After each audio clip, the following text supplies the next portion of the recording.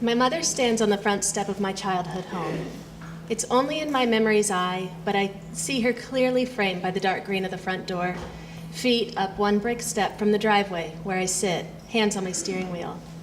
As I pull down and around and out of the steep driveway, she might yell, "Bye," the syllable trailing off, and I'm pretty sure she waves. But that's not what sticks with me. What I still hear are the words she softly said when she hugged me close moments before. "Traveling Mercies," she said. "Traveling Mercies." This was before my parents downsized into a smaller house, when I still drove home from grad school for Christmas breaks, when my yellow lab would stretch across the back seat of my Subaru before she was replaced by double car seats.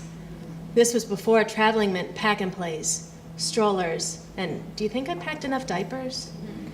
But Traveling Mercies is still my mother's sign-off, pulled from the pages of Anne Lamott and adapted to fit my mom's impressions, ideas, life. And it comes any time I leave her, right after her advice to stop in Withville for gas because it's cheaper, and after her love you and growling bear hug. It's her version of bon voyage, happy trails, safe travels. Within the space of 2 words, my mom wishes me well and prays for my safety between her front door and wherever I go. In 2 words, I've been granted her protection, love, security. I admit the phrase from anyone else would make me cringe, but Traveling Mercies fits my mother as well as the gold guardian angel pendant she always wears around her neck, nestled with the cross and the Virgin Mary. She was raised in an Irish Catholic family, the middle of 5 children. She wore a school uniform past her knees, married in the cathedral, put me in Sunday school. And today, Traveling Mercies sticks with me like honey to the spoon I give my son for his croupy cough, like melted red popsicles down their wrists on summer evenings, like Band-Aids, glitter glue, the doorknob to the backyard. In these moments, I feel very much like a mother. The simple and everyday seconds make me feel the weight of my children without even touching them. The planetary pull of mother to child, our shared orbit.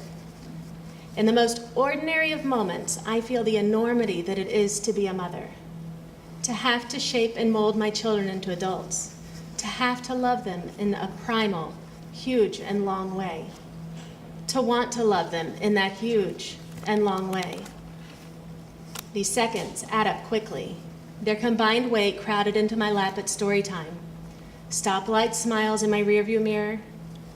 Dinner time battles over spinach or ketchup, but not together, of course.